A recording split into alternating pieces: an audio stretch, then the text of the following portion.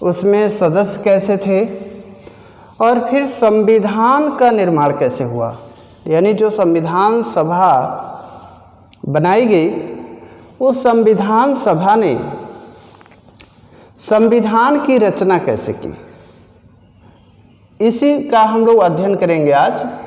देखेंगे कि बहुत महत्वपूर्ण टॉपिक है आपके लिए, और कोई ऐसा एग्ज़ाम नहीं है लगभग में अगर पॉलिटी से क्वेश्चन पूछता है आपसे, तो अगर 3 क्वेश्चन या 4 क्वेश्चन से ज़्यादा अगर पूछता है, तो उसमें एक संविधान सभा और संविधान निर्माण की प्रक्रिया से प्रश्न जरूर होता है।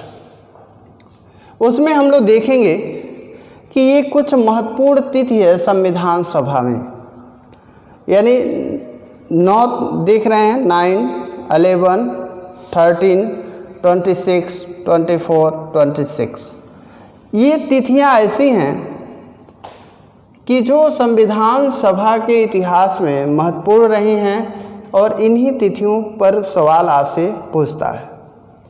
तो हम लोग देखते हैं कि जो संविधान सभा है, उसकी जो संरचना हुई थी, उसमें कुल जो सदस्य थे, उन सदस्यों की संख्या 389 थी। कल हमने इस पर चर्चा किया था, 389 थी, जो 3 भागों में विभाजित थी। यानी ये जो संख्या है 3 भागों में वर्गीकृत था। यानी इसमें जो ब्रिटिश भारत के 11 प्रांत थे, वहाँ से 292 सदस्यों को चुना गया था। यानी ये 292 जो सदस्य हैं ब्रिटिश भारत, यानी जिस समय भारत में ब्रिटेन का शासन था, तो ब्रिटेन के शासन के अंतर्गत जितना भी भारत का क्षेत्र था, वह 11 प्रांतों में विभाजित था। यानी कुल कितने प्रांतों में विभाजित था? 11 प्रांत। ये भी कभी कभी क्वेश्चन बन जाता है कि ब्रिटिश भारत में कितने प्रांत थे, तो 11 प्रांत थे, और इन 11 प्रांतों से 292 प्रतिनिधियों का चुनाव हुआ था। और इसमें से 4 जो सदस्य चुने गए थे, 4 सदस्य, वो कमिश्नर क्षेत्र से चुने गए थे। यानी कमिश्नर क्षेत्र, जैसे आपका आज केंद्र शासित प्रदेश है, वही स्थिति यहाँ पे कमिश्नर क्षेत्र की है। यहाँ से 4 सदस्य चुने गए थे, और 93 यानी 93 जो सदस्य थे, वो देशी रियासतों से इसमें शामिल होने वाले थे। देशी रियासतों से।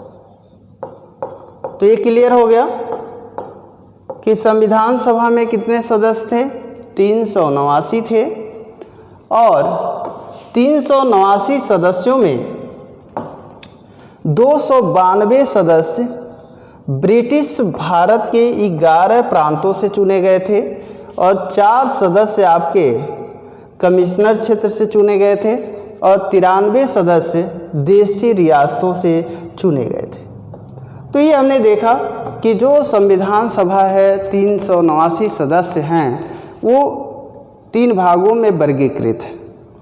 अब हम लोग देखें थोड़ा सा, ये 292 जो सदस्य हैं, इन 292 सदस्यों को हम लोग डिवाइड करते हैं, यानी इसको भी 3 भागों में हम लोग वर्गीकृत कर लेते हैं। यानी इसमें किस पार्टी से या किस प्रावधान के अंतर्गत इन सदस्यों का चुनाव हुआ था, यानी जो 292 सदस्य हैं, इनका भी वर्गीकरण हम कर लेते हैं सामान्य तौर पर 2 भागों में।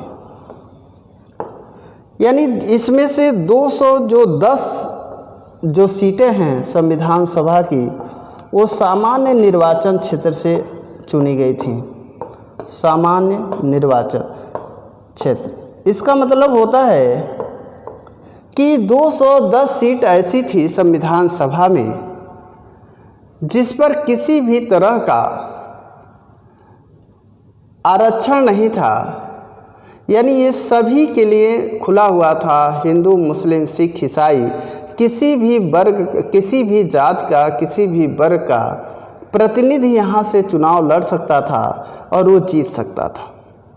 तो जो 210 सीटें हैं जो सामान्य निर्वाचन क्षेत्र था, उसमें से 199 सीटों पर उस समय जो कांग्रेस पार्टी थी उसके उम्मीदवार जीते थे। तो हमने देखा ये दूसरा बड़ा विभाजन हम देखें तो मुस्लिम लीग के लिए, यानी मुस्लिमों के लिए सीटें आरक्षित थी मुस्लिम वर्ग के लिए। ये 78 सीटें मुस्लिमों के लिए आरक्षित थी। ये आप लोगों को याद रखने की ज़रूरत है इसे, क्योंकि मुसलमानों के लिए जो संविधान सभा में सीटों का आरक्षण था वह 78 था, और इस 78 सीटों में से 73 सीट, यहाँ पे आप ध्यान देंगे ये क्वेश्चन है सीधे आपके लिए, यानी जो 78 सीट है इसमें से 73 ये जो देख रहे हैं इसे मुस्लिम लीग के उम्मीदवारों ने जीता। यानी जो मुस्लिम लीग थी उस समय, मुस्लिम लीग, इसके उम्मीदवार विजयी हुए। तो जब मुस्लिम लीग के उम्मीदवार विजयी हुए तो ये मुस्लिम लीग को अपनी ताकत का एहसास हुआ, और जब अपनी ताकत का एहसास हुआ तो उसने कहा कि अब हम पाकिस्तान लेंगे और भारत में नहीं रहेंगे, और पाकिस्तान से कम कुछ भी मंजूर नहीं है। तो जब ये बातें आई, यानी जब मुस्लिम लीग को अपनी ताकत का एहसास हुआ कि अधिकांश मुस्लिम जनसंख्या हमारे साथ है,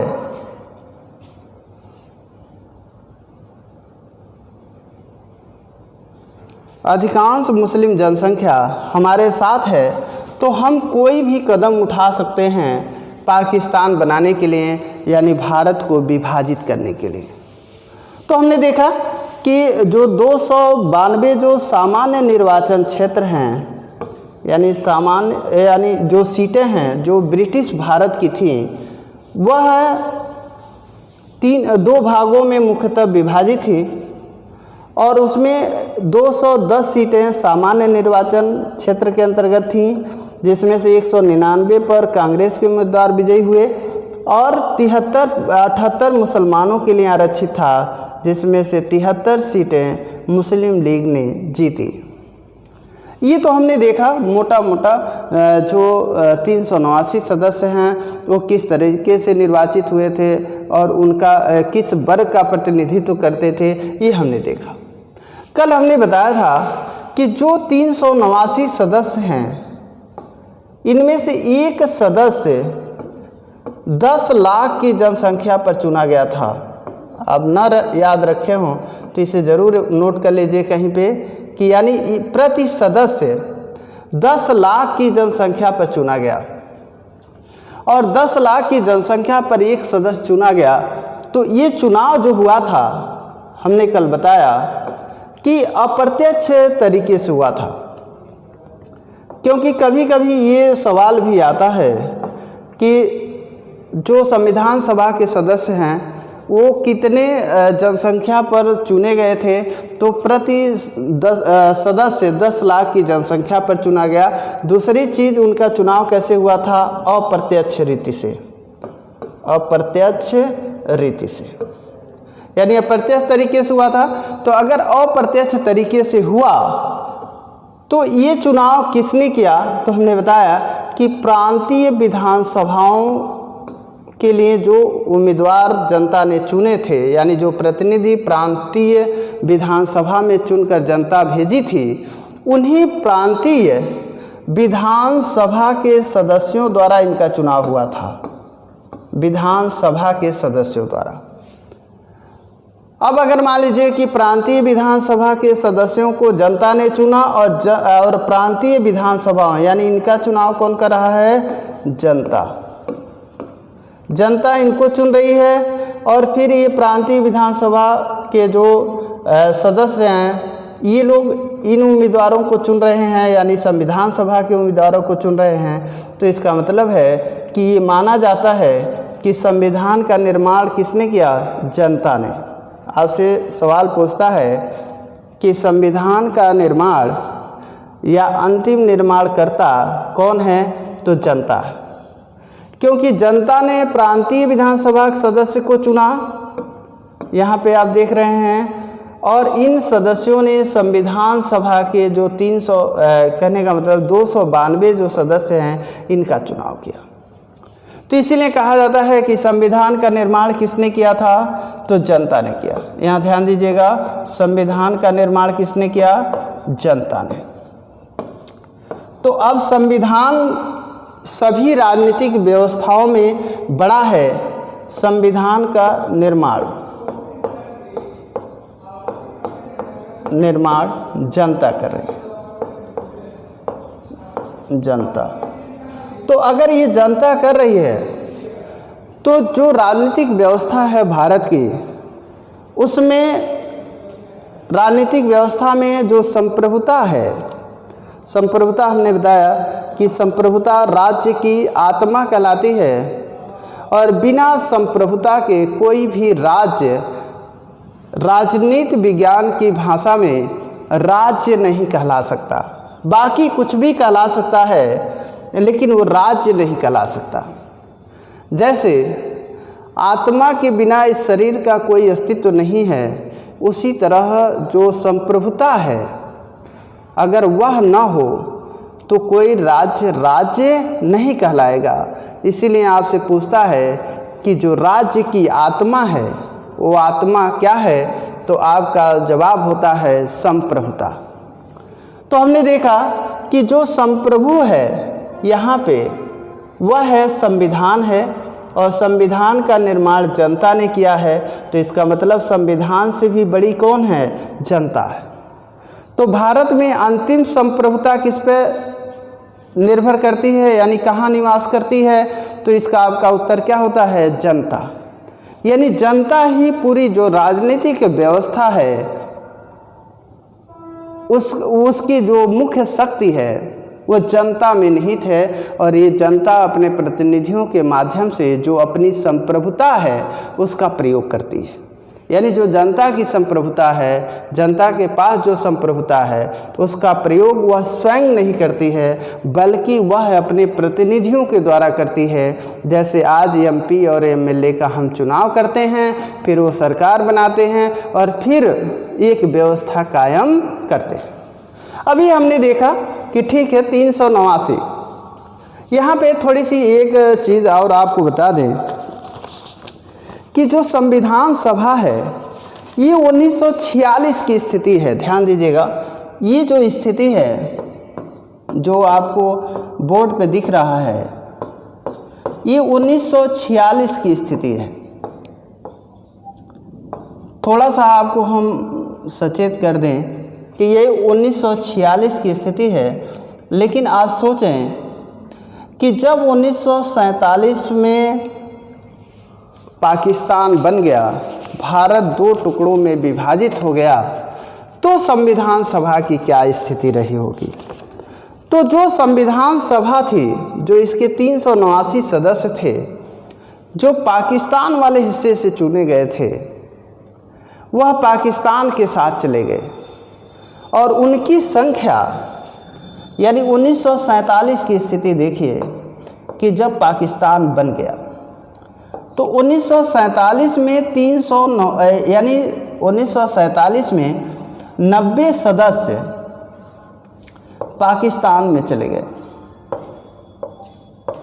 अगर 90 सदस्य चले गए तो 389 में से अगर 90 को हम घटा देंगे, अगर यहाँ 389 में से 90 सदस्यों को घटा दें तो कितने सदस्य बचेंगे?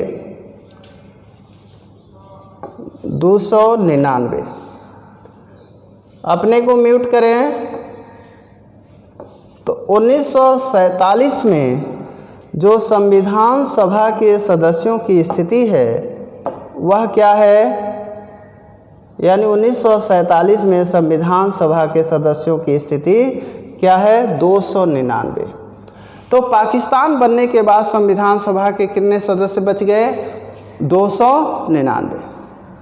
अब हम लोग आते हैं कि जैसे हमने बताया कि ये जो महत्वपूर्ण तिथियां हैं, इस पे हम लोग धीरे धीरे एक एक करके इस पे भी चर्चा करते चलेंगे। तो ये संविधान सभा के सदस्यों की स्थिति है, उसके चुनाव की स्थिति है, ये हमने देखा। अब हम लोग देखते हैं कि जो संविधान सभा है वह काम कैसे करती है। इसमें एक चीज़ और आप स्क्रीनशॉट लेना चाहेंगे तो इसलिए आपको हम यहाँ पे एक चीज़ छूट रही है जो बता दें कि जो ये संविधान सभा है, इसमें जो 1946 में जो चुनाव हुआ था उसमें महिलाओं की संख्या, महिला सदस्य 10 थी। लेकिन ओवरऑल जब 1946 के बाद 47 से 48 के बीच 5 और महिला सदस्य चुनी गई, तो जो कुल महिला सदस्य थी, कुल महिला सदस्य उनकी संख्या 15 थी। ये हमने देख लिया। तो संविधान सभा में कुल महिला सदस्य कितनी थी, 15 थी। ये क्लियर हो गया। अब हम लोग आते हैं, संविधान सभा ने संविधान का निर्माण कैसे किया, इस पे चर्चा करते हैं।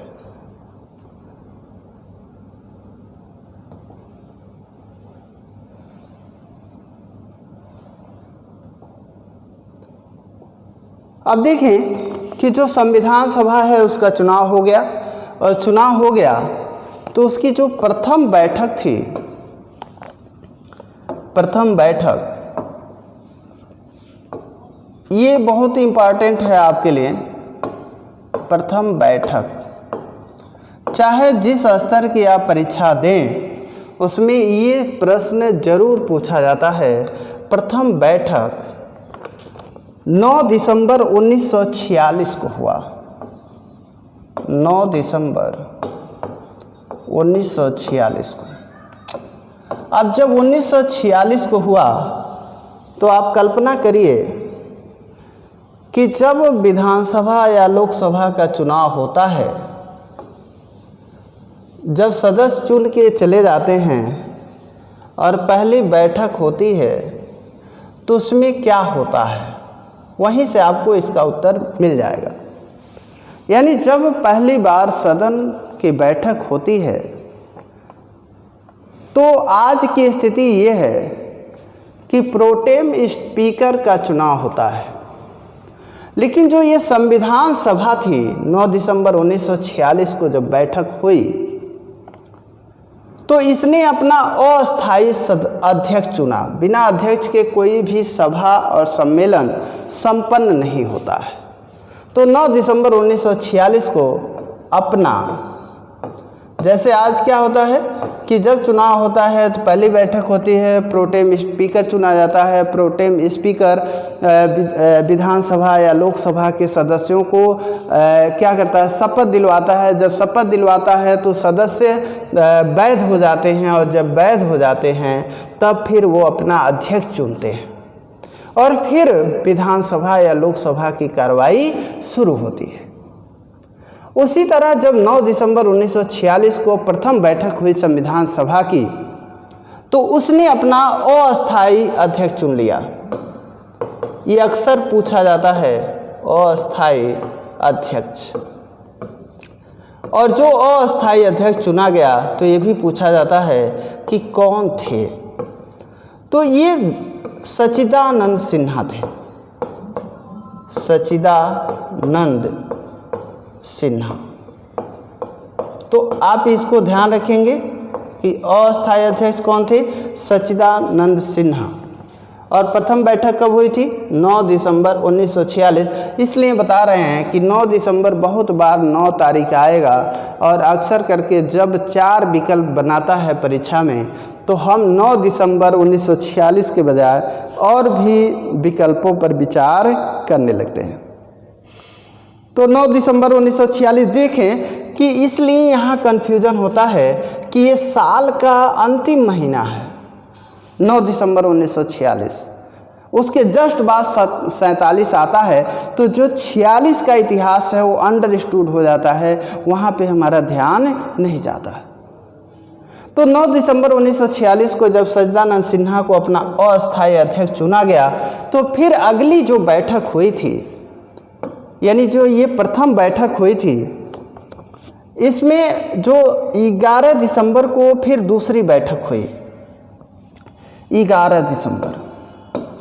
तो जो 11 दिसंबर को जो बैठक हुई उसमें संविधान सभा ने अपना अस्थायी अध्यक्ष चुना। दिसंबर 1946 को अस्थायी अध्यक्ष चुना। तो अब अस्थायी अध्यक्ष चुना तो फिर अस्थायी अध्यक्ष कौन है, ये भी क्वेश्चन है सीधे। तो लगभग मैं सभी आज की क्लास में शामिल जो छात्र हैं वो जानते होंगे, लेकिन इसको सिस्टमेटिक जाने कि अस्थायी अध्यक्ष कौन चुना गया? डॉक्टर राजेंद्र प्रसाद। आप इनके नाम से परिचित हैं। ये भारत के प्रथम राष्ट्रपति हैं और ये प्रथम राष्ट्रपति होने के साथ साथ भारत के राजनीतिक इतिहास में पहले व्यक्ति हैं जो 3 बार राष्ट्रपति रहे। ये बहुत लोग नहीं जानते होंगे इस बात को, वो जान लें कि ये 3 बार भारत के राष्ट्रपति रहे। अब कैसे रहे इसको हम लोग आगे चर्चा करेंगे जब राष्ट्रपति पढ़ाएंगे, या अभी जो संविधान सभा चल रहा है, संविधान सभा भी इनको 1 बार राष्ट्रपति चुनेगी अपना। जब संविधान निर्माण की प्रक्रिया पूरी हो जाएगी, संविधान सभा जब विघटित हो जाएगी, तो वही संविधान सभा डॉक्टर राजेंद्र प्रसाद को भारत का पहला राष्ट्रपति चुनेगी। तो वो प्रक्रिया हम आपको आगे बताएंगे। यानी अस्थायी अध्यक्ष किसे चुन लिया गया? डॉक्टर राजेंद्र प्रसाद को। अब देखिए तीसरा जो महत्वपूर्ण जो प्रथम बैठक है, प्रथम सत्र है, इस पे भी चर्चा करेंगे। कितने सत्र बुलाए गए संविधान सभा में और कितनी बैठकें हुई वो भी आपको हम डाटा देंगे। लेकिन यहाँ पे देखें कि जो पहला सत्र है उसमें 13 दिसंबर बड़ा महत्वपूर्ण है। 13 दिसंबर 1946, जो 13 दिसंबर 1946 है, इसी दिन भारत के प्रथम प्रधानमंत्री पंडित जवाहरलाल नेहरू,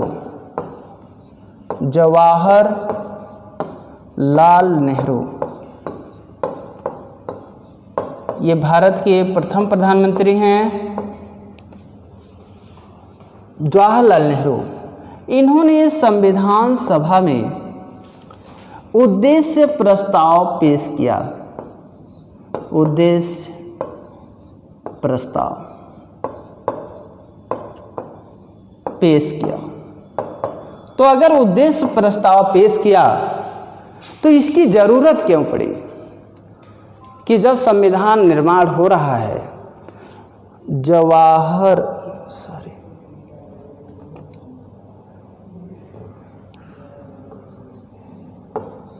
जवाहरलाल नेहरू जब संविधान सभा की बैठक हो रही थी, तो फिर संविधान सभा का निर्माण हो गया, फिर वो बैठक हो गई।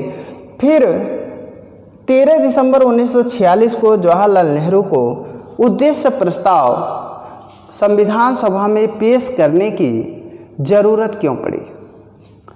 अब ज़रूरत इसलिए पड़ी कि आप जानते हैं कि जब भी कोई सभा या सम्मेलन होता है तो उसका कोई एक निश्चित उद्देश्य होता है और उसी उद्देश्यों को लेकर के वो सभा और सम्मेलन अपने कार्यों को संपादित करता है।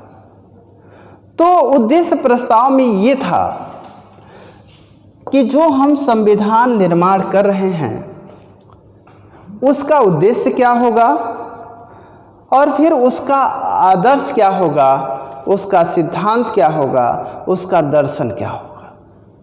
तो जो उद्देश्य प्रस्ताव पंडित जवाहरलाल नेहरू ने पेश किया संविधान सभा में, उसमें संविधान के उद्देश्य, आदर्श और सिद्धांतों को रेखांकित किया गया था। और जब रेखांकित किया गया था तो जब संविधान बनकर हमारा तैयार हुआ तो यही जो उद्देश्य प्रस्ताव है वो प्रस्तावना में परिवर्तित हो गया। ध्यान देंगे कि प्रस्तावना हमारे क्या है, उसमें संविधान के उद्देश्य, आदर्श और सिद्धांत तीनों समाहित हैं।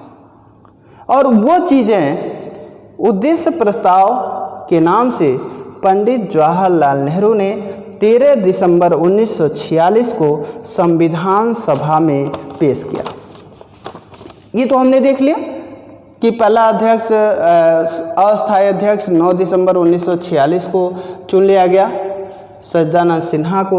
फिर हमने देखा 11 दिसंबर 1946 को अस्थायी अध्यक्ष चुना गया डॉक्टर राजेंद्र प्रसाद को।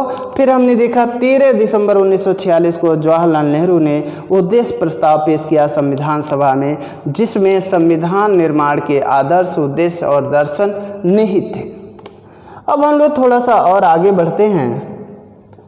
अब आगे बढ़ते हैं तो देखते हैं कि जो संविधान सभा है, यानी हमने बताया कि जो उद्देश्य प्रस्ताव है वही बाद में प्रस्तावना के रूप में जुड़ा संविधान में, और प्रस्तावना को हम संविधान की आत्मा कहते हैं। ध्यान रखेंगे, प्रस्तावना को हम क्या कहते हैं, संविधान की आत्मा।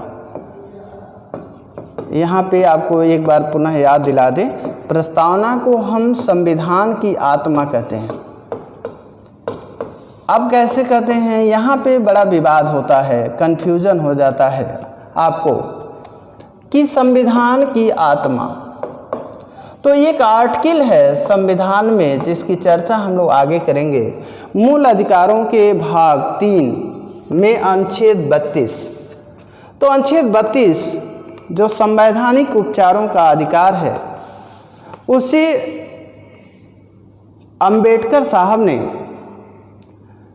जिनको संविधान का शिल्पी माना जाता है, अब शिल्पी क्यों माना जाता है इस पे भी हम लोग चर्चा करेंगे आज और कल की क्लास में, क्योंकि ये भी एक बड़ा मुद्दा है कि संविधान का निर्माण कैसे हुआ और फिर उनको संविधान का शिल्पी या संविधान का पिता कैसे कहते हैं, इस पे भी हम लोग 2-4 लाइन जरूर चर्चा करेंगे। तो उन्होंने जो आर्टिकल 32 है, अनुच्छेद 32, संवैधानिक उपचारों का अधिकार, उसे उन्होंने संविधान की आत्मा कहा। लेकिन वह किसी खास बिंदु को लेकर के कहा गया है, संविधान की आत्मा अनुच्छेद 32 को। लेकिन अगर ओवरऑल संविधान को अगर हम देखें तो उस संविधान की जो आत्मा है वह प्रस्तावना है। ठीक है, तो परीक्षा में जब आपसे सवाल पूछा जाए कि संविधान की आत्मा किसे कहा जाता है, तो आपका सीधे उत्तर क्या होगा, प्रस्तावना। दूसरी बात, जब ये पूछा जाए कि अंबेडकर ने, B.R. अम्बेडकर ने, डॉक्टर B.R. अम्बेडकर ने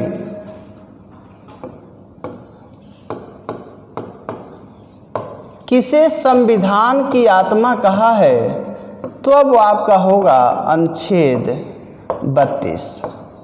ये दोनों अलग अलग प्रश्न हैं, इसलिए प्रश्न तो एक ही, दोनों अलग अलग प्रश्न हैं और दोनों का अलग अलग उत्तर है। इसलिए यहाँ आपको क्लियर कर दें कि जो संविधान की आत्मा है वो प्रस्तावना है, और B.R. अम्बेडकर ने आर्टिकल 32 को संविधान की आत्मा कहा है। तो ये दूसरा उद्देश्य है इसके पीछे। अब हम लोग देखते हैं कि जो संविधान सभा है, इसकी प्रथम बैठक, जो प्रथम सत्र चला था, यानी प्रथम सत्र यानी जो 9 दिसंबर से शुरू हुआ था, वो कब से कब था, 9 से 23 दिसंबर तक चला था, 9 से 23 दिसंबर। और जो अंतिम सत्र था इसका, अंतिम सत्र वो अंतिम सत्र इसका जो चला वो 14 से 26 नवंबर 1949 तक, 14 से 26 नवंबर 1949 तक, 1949। अब ये जो सत्र हैं, पहला सत्र और अंतिम सत्र 14 से 26 नवंबर 1949 के बीच, इसमें कुल संविधान सभा की जो बैठकें थी, सत्र हुई, वो 11 थी। यानी 11 सत्र बुलाए गए, 11 सत्र यानी बैठकें। तो आपसे पूछता है कि संविधान सभा की कुल कितनी बैठकें आयोजित की गई या सत्र बुलाए गए, तो कितनी उनकी संख्या होती है? 11। लेकिन ध्यान दें कि जो 11 सदस्य सत्र हैं, जो बैठकें हुई हैं, इसमें एक हस्ताक्षर सत्र भी जुड़ता है। इसमें हस्ताक्षर सत्र, इस हस्ताक्षर सत्र को अगर जोड़ दें तो संविधान सभा की कुल बैठकों की जो संख्या होगी वो 12 हो जाएगी। संविधान सभा की कुल सत्र या बैठकें, इनकी संख्या कितनी होगी? 12। अब ध्यान दें, इसमें हस्ताक्षर सत्र यानी जो हस्ताक्षर सत्र है, यह जोड़ा नहीं जाता है इसमें, यानी कभी कभी वो नहीं जोड़ता है तो विकल्प क्या बनाता है? 11 विकल्प बना देता है। लेकिन जब जोड़ देता है तब वह, यानी ये जो हस्ताक्षर सत्र हुआ था 24 जनवरी 1949 को ये बुलाया गया था, 24 जनवरी 1950।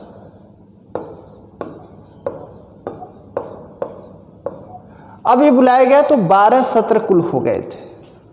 अब 12 सत्र हुए तो ये हमने देखा कि इसके कुल कितने सत्र आयोजित हुए थे, तो 12 हुए थे।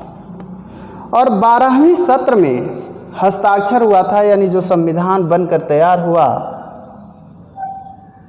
उससे संविधान पर हस्ताक्षर किए गए। और जब हस्ताक्षर किए गए तो संविधान सभा विघटित कर दी गई। और जब संविधान सभा विघटित कर दी गई तो वह संविधान सभा अंतरिम संसद के रूप में परिवर्तित हो गई।